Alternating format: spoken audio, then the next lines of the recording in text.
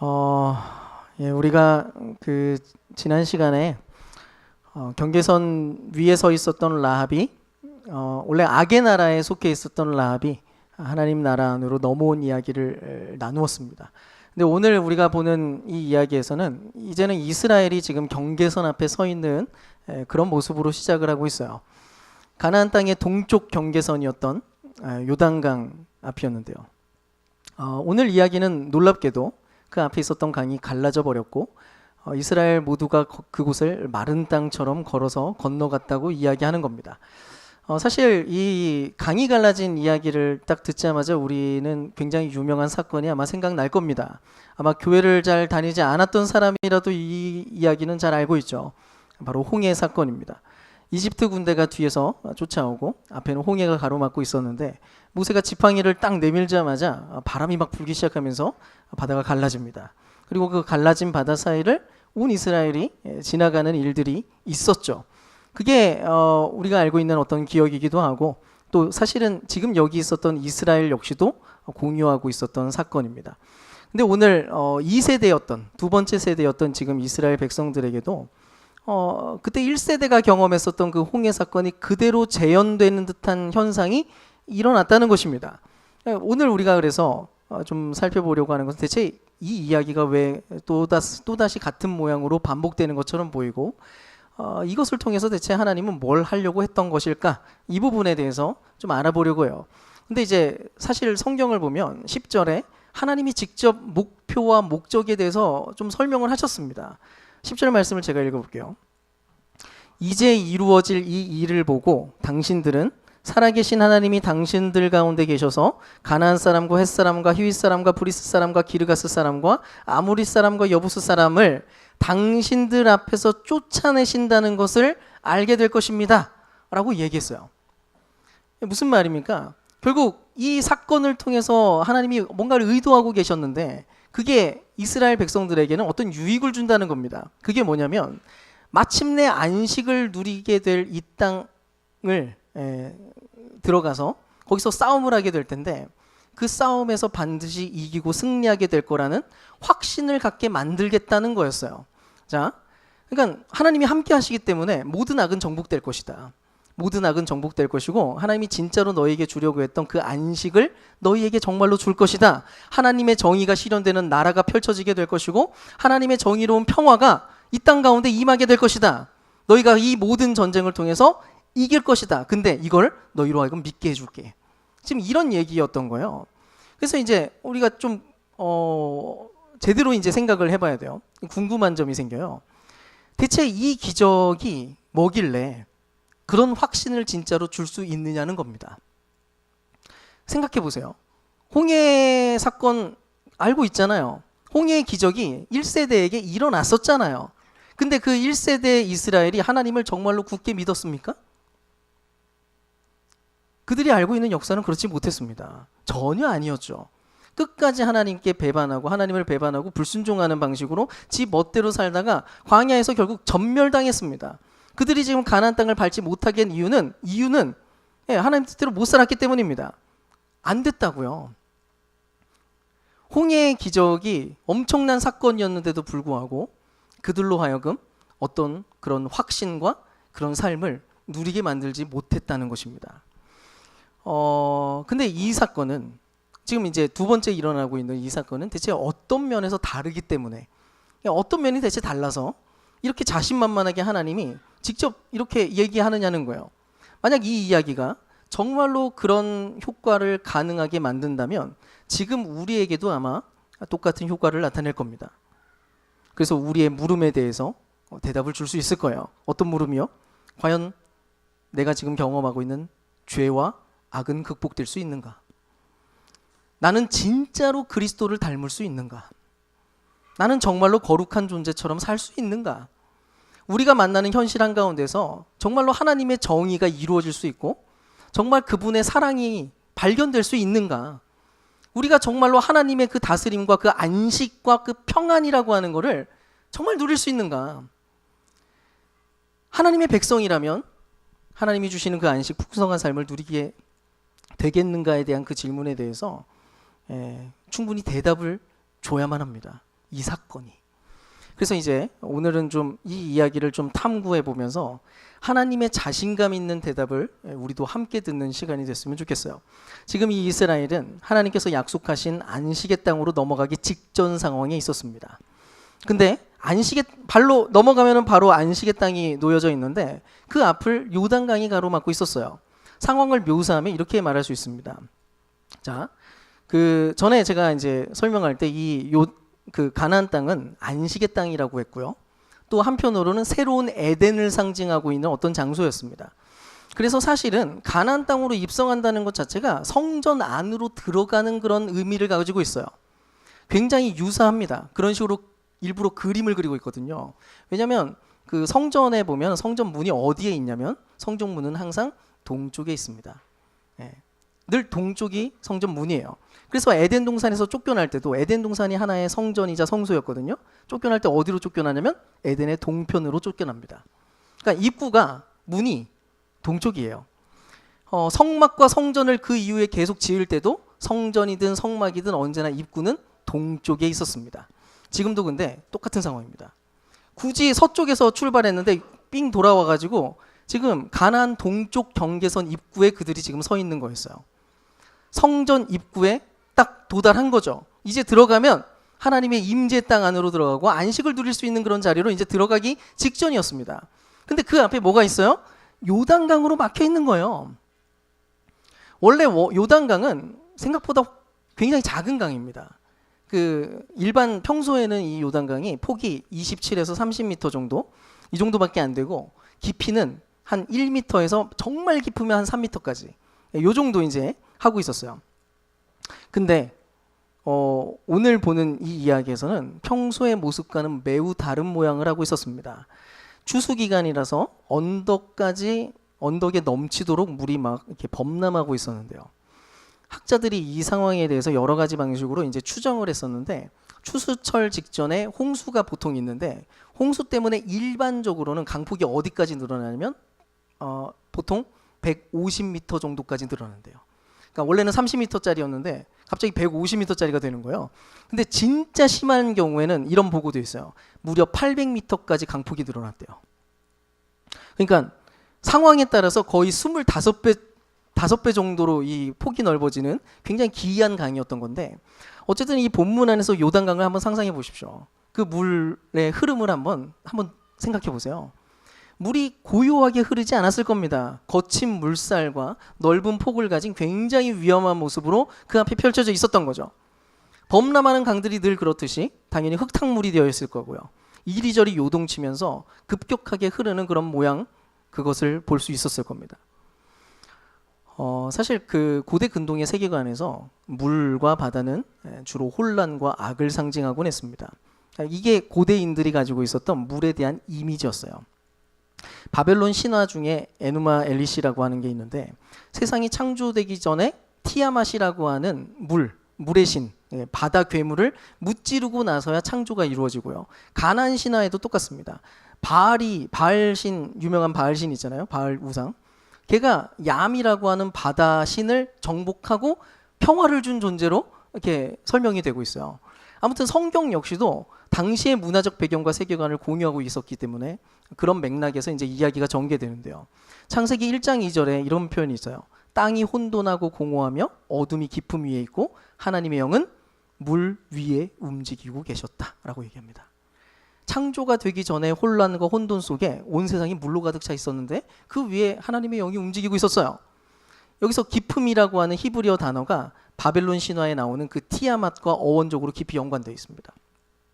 어쨌든 창조전의 모습은 혼돈과 어둠으로 가득 차 있었고 그래서 물로 이제 덮여 있는 그런 이미지를 보여주고 있어요. 근데 하나님의 이야기와 그 바벨론이나 가나안 신화가 다른 점이 뭐냐면 다른 거는 싸워서 이기거든요. 근데 하나님은 어떻게 하냐면 그냥 말로 하고 끝납니다. 물이랑 안 싸워요. 물한테 그냥 명령합니다. 그러면 물이 순종을 합니다.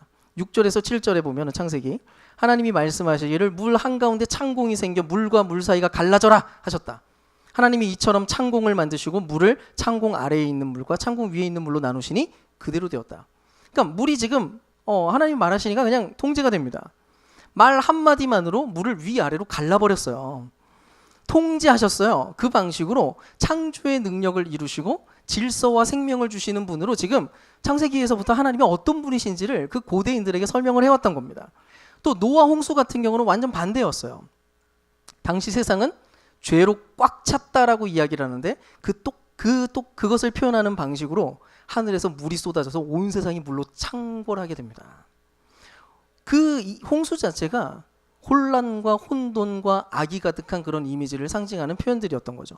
근데 홍수 사건이 그렇게 안 끝납니다. 하나님은 명령하시죠. 그리고 또 바람이 불고 그리고 물이 점점 사라지기 시작하고 새로운 일이 시작됩니다. 지금 이스라엘이 서 있는 자리도 마치 그와 같은 순간이었어요. 이들은 지금 경계선을 넘어서 마침내 새로운 땅을 취하고 진정한 하나님의 백성이 되려고 하고 있었어요. 안식의 땅 안에 들어가서 그분의 임재 안에 머물고 싶었습니다. 근데 격렬하게 흐르는 혼돈과 악의 그 강물, 그 세력이 지금 앞을 가로막고 있는 상황이었다는 거예요. 평소에 요단강이었으면 아마 헤엄치고 지나갈 수 있거나 아니면 그냥 대충 지나갈 수 있습니다. 27에서 30m밖에 안 되고 깊이도 보통은 1m에서 2m 사이, 헤엄 좀 칠 수 있는 사람들이라면 당연히 건너갈 수 있습니다. 근데 지금 그런 상황이 아니었어요. 자기 힘으로는 못 건너는 상황이었습니다. 최소 150m가 넘는, 물 깊이도 매우 높아진, 철저한 절망과 무기력을 불러일으키는 죄와 악의 모양을 지금 보여주고 있었던 상황인 것입니다. 근데 이번에도 여전히 그전과 똑같이 또다시 물이 갈라져 버렸다고 이야기하는데요. 근데 재밌는 게 뭐냐면 그동안 하나님께서 물을 통제하고 물을 위아래로 가르고 막 이런 방식과는 좀 뭔가 다른 복잡한 방식으로 이 일이 이루어졌다는 것입니다. 바로 이 부분에서 하나님이 이 이야기를 통해 정말 말하고 싶은 내용이 발견됩니다. 우리 먼저 여호수아 3장 3절에서 4절 말씀을 우리 같이 한번 읽어보겠습니다. 같이 읽을게요. 시작. 백성에게 명령하였다.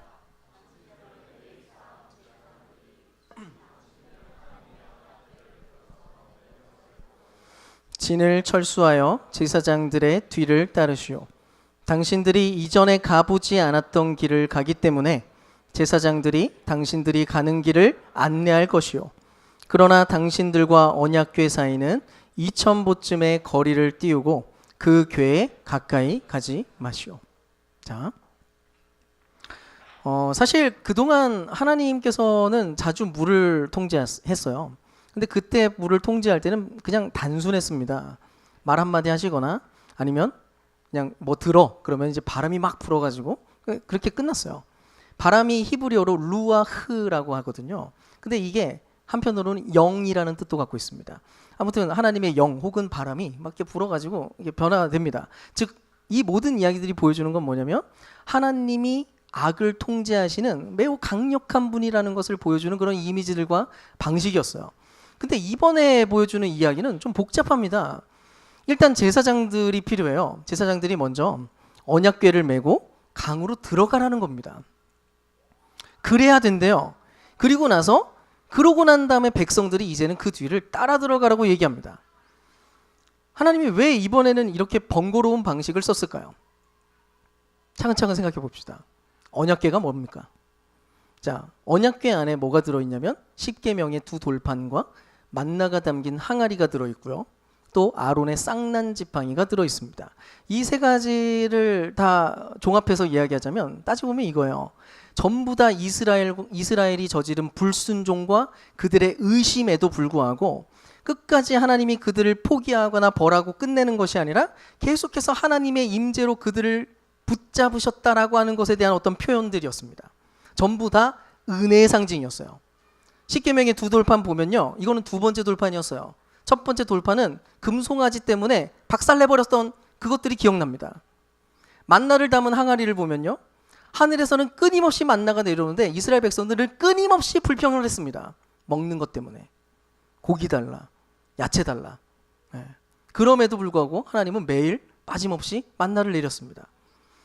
아론의 쌍난 지팡이는요, 하나님이 세우셨던 아론에 대해서 의심하고 지도력을 의심하고 거기에 대해서 반기를 들었던 반역자들이 생각나는 바로 그런 이야기죠.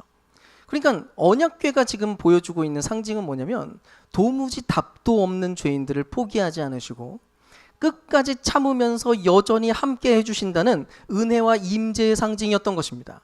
그냥 임재를 해준다는 게 아니라 그럼에도 불구하고 너희 곁에 있어주겠다라고 하는 상징이었어요. 근데 하나님이 뭐라고 말하냐면 이 언약궤가 먼저 요단강 안으로 들어가야만 한다는 것입니다. 여러분, 지금 이 이야기는 무언가가 오버랩되는 게 있어요. 세례를 받기 위해 요단강으로 걸어 들어가셨던 예수님의 이야기와 공명합니다. 그래서 세례 요한이 예수님이 걸어 들어올 때 뭐라고 얘기했냐면 이렇게 얘기했어요. 보라, 세상 죄를 지고 가는 하나님의 어린 양이로다. 지금 이 이야기는 언제나 하나님을 배반하고 자기중심적으로 살아가는 인생들에 대해서 끝까지 포기하지 않으시고 그 모든 문제와 악을 다 짊어지시고 요단강 한가운데로 나아가시는 예수 그리스도.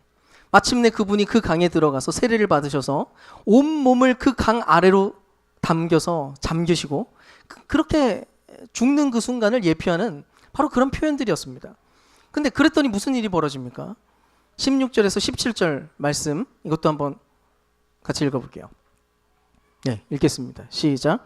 곧 위에서부터 흘러내리던 물이 그쳐서 사르단에 가까운 매우 멀리 있는 아담 성읍 변두리에 일어나 한 곳에 쌓이고 아라바의 바다 여매로 향하여 흘러가는 물은 온전히 끊어지매 백성이 여리고 앞으로 바로 건널세. 여호와의 언약궤를 맨 제사장들은 요단 가운데 마른 땅에 굳게 섰고 그 모든 백성이 요단강 건너기를 마칠 때까지 모든 이스라엘은 그 마른 땅으로 건너갔더라. 아멘. 무슨 일이 벌어집니까? 언약궤가 들어갔더니 물이 그치고 쌓이고 끊어졌다고 표현합니다. 지금 이것은 물이 완벽하게 통제되고 있다는 것을 보여주는 이미지인데요. 마침내 혼란과 어둠과 악은 물러가고 마침내 빛이 비추는 순간이 온 겁니다. 드디어 거기에 마른 땅이 드러났습니다. 악이 사라진 마른 땅. 요한계시록을 보면 새하늘과 새 땅이 임하는 그때 더 이상 바다가 없었더라라고 이야기합니다. 그 새하늘과 새 땅이 마침내 찾아오는 바로 그런 이미지가 지금 이 장면에서 펼쳐집니다. 아, 드디어 안식이 왔다. 아, 드디어 하나님이 주시려고 하는 안식이 바로 여기에 있다라고 하는 것을 보여주는 바로 그 이미지였던 거예요. 근데 그게 끝이 아니었습니다. 이제 특별히 주목해야 되는 장면이 등장해요. 물이 갈라진 이후에 이스라엘 백성들 역시도 언약궤와 2000규빗 정도 떨어진 상태로 마른 땅을 지나가야 했다는 거예요. 언약궤만 혼자 거기 가는 게 아니라 따라 들어갑니다. 이 내용이 굉장히 중요한 의미를 가지고 있는데요. 고린도전서 10장 1절 2절을 제가 읽어드릴게요. 형제들아, 나는 너희가 알지 못하기를 원하지 아니하노니 우리 조상들이 다 구름 아래에 있고 바다 가운데로 지나며 모세에게 속하여 다 구름과 바다에서 세례를 받고. 지금 바울이 뭐라고 표현합니까? 바울은 물을 가르고 마른 땅을 그 사이로 지나갔었던 이 이야기를 세례와 연결시킵니다. 그러니까 지금 언약궤를 따라서 함께 마른 땅을 지나가는 이 이스라엘 2세대 역시도 지금 세례를 받은 것과 똑같은 순간이었다는 것인데요. 그리고 나서 바울이 세례의 의미가 그럼 뭐였는지에 대해서 이렇게 설명합니다. 로마서 6장 3절에서 5절인데요. 이것도 제가 읽어드릴 테니까 잘 들어보세요.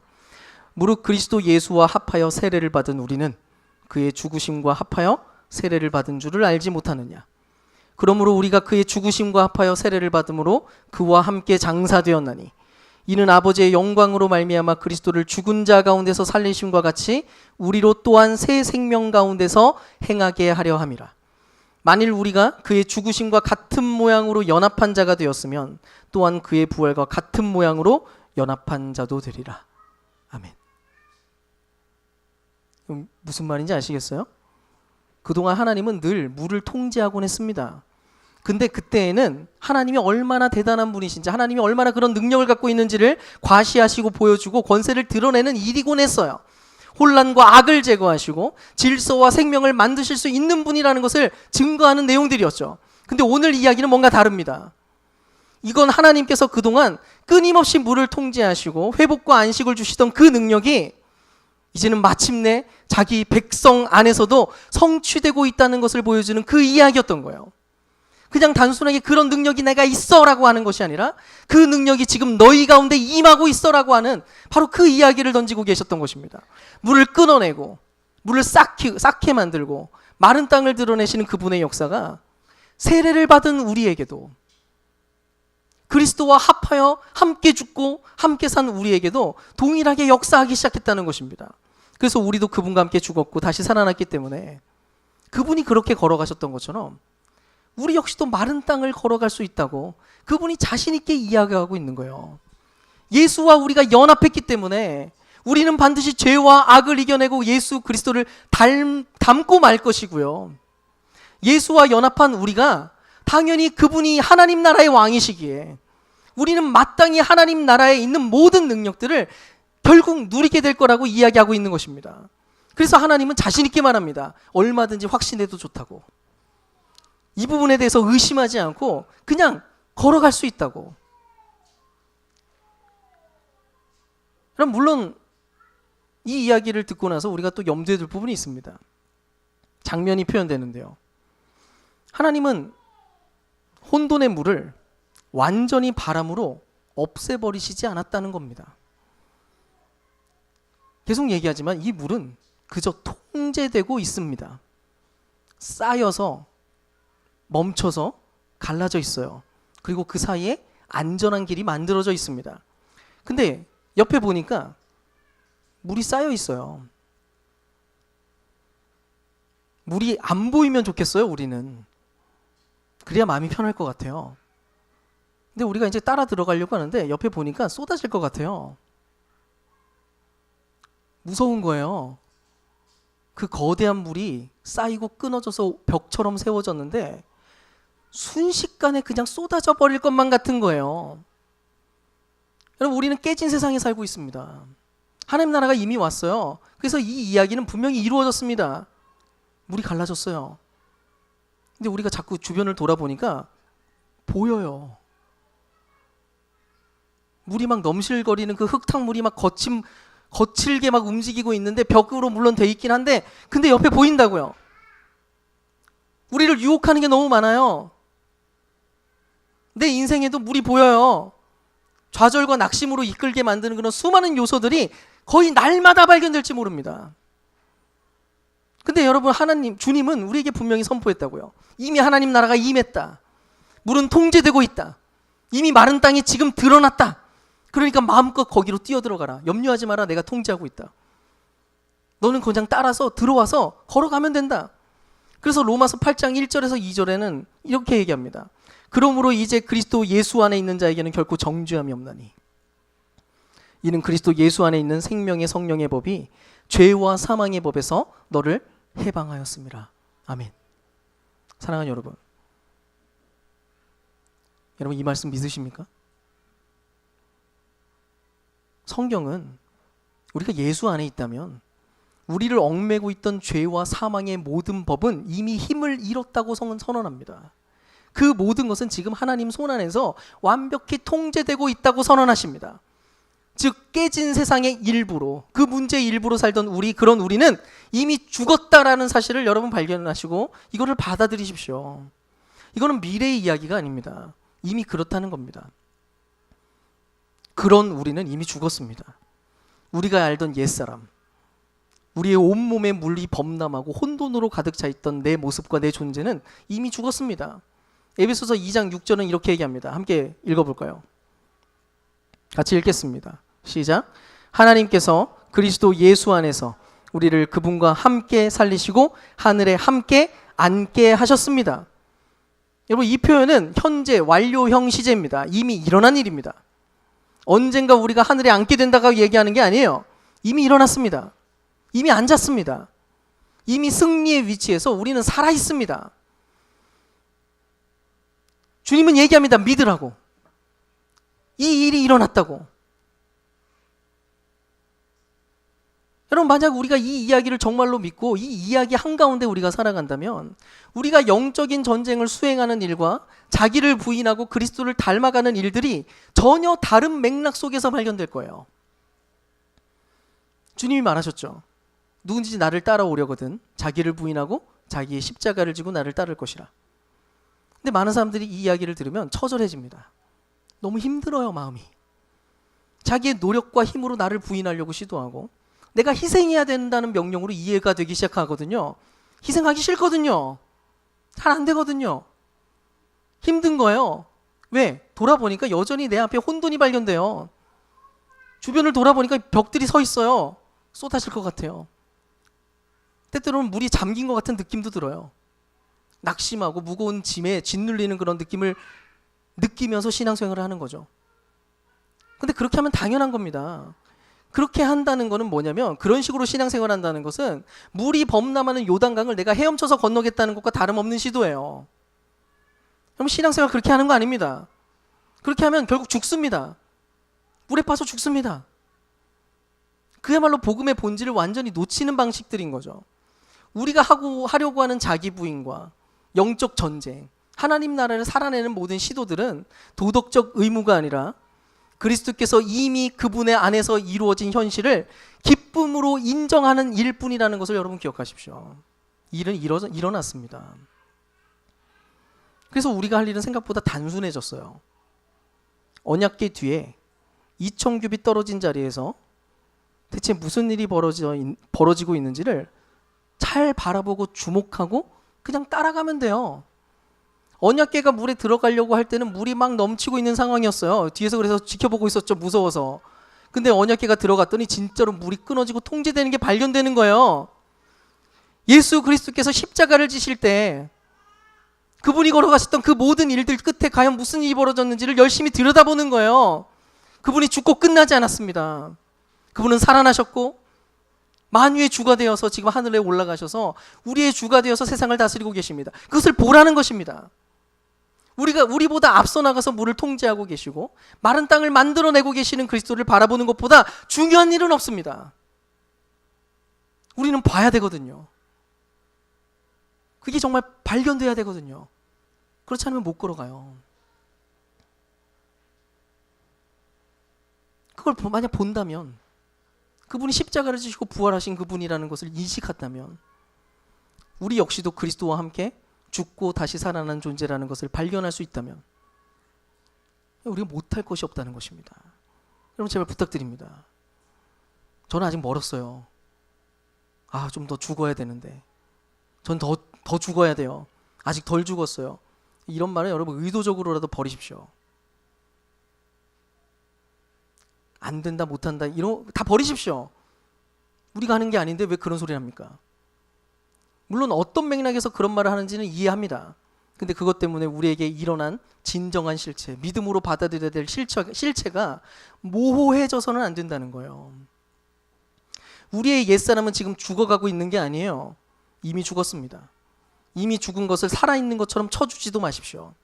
그래서 바울이 뭐라고 얘기하냐면 갈라디아서 2장 20절에 이렇게 얘기합니다. 내가 그리스도와 함께 십자가에 못 박혔나니 그런즉 이제는 내가 사는 것이 아니요 오직 내 안에 그리스도께서 사시는 것이라.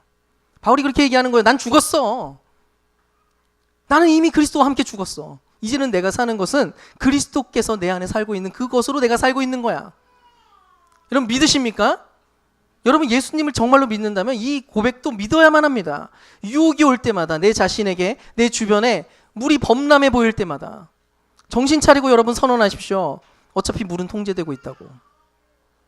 이런 못난 나는 이미 죽은 거라고.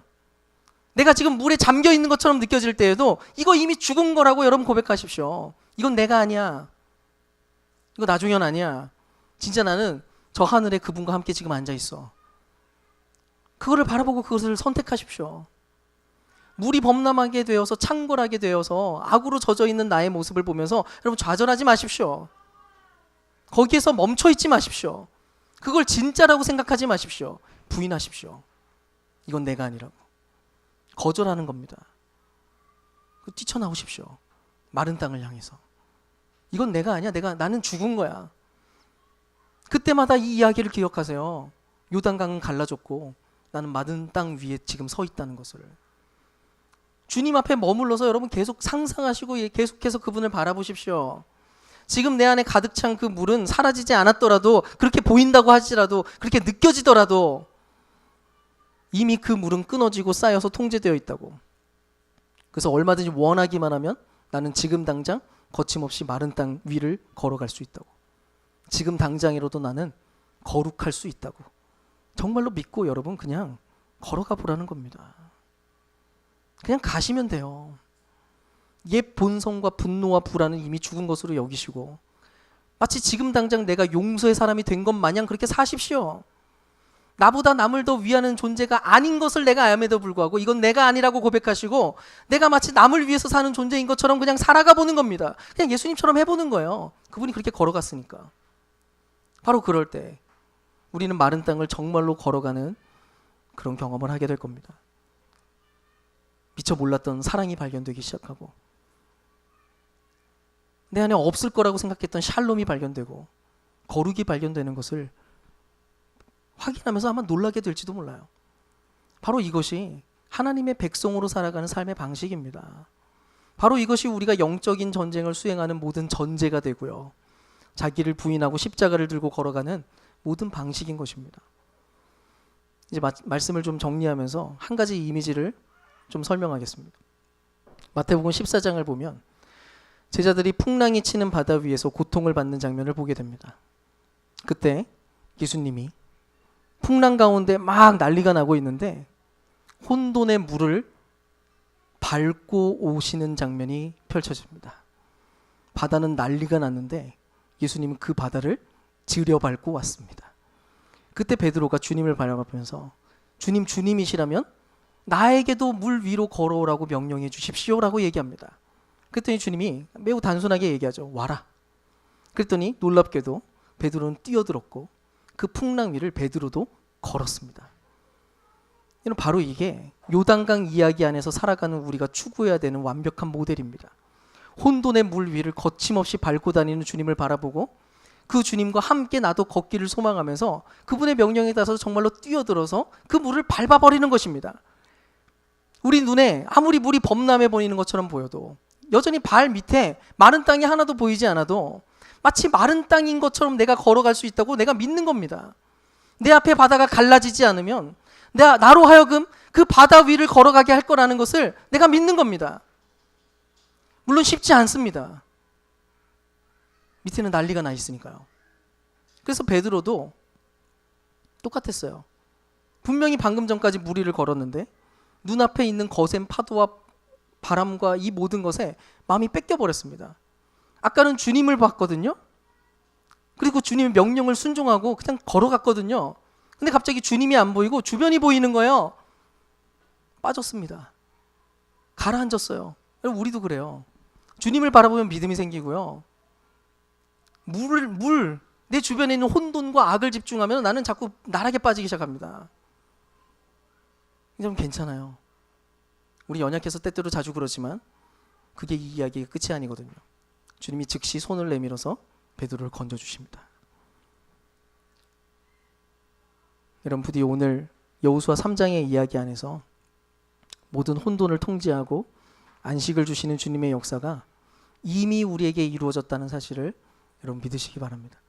그래서 아무리 범람하는 요단강 같은 현실 앞에서도 거침없이 마른 땅을 걷듯이 안식 안으로 그냥 뛰어들어가 버리는 인생, 물 위를 걸어가 버리는 인생, 그런 풍성한 삶을 누리는 그런 은혜가 우리에게 있기를 주님의 이름으로 축원드립니다.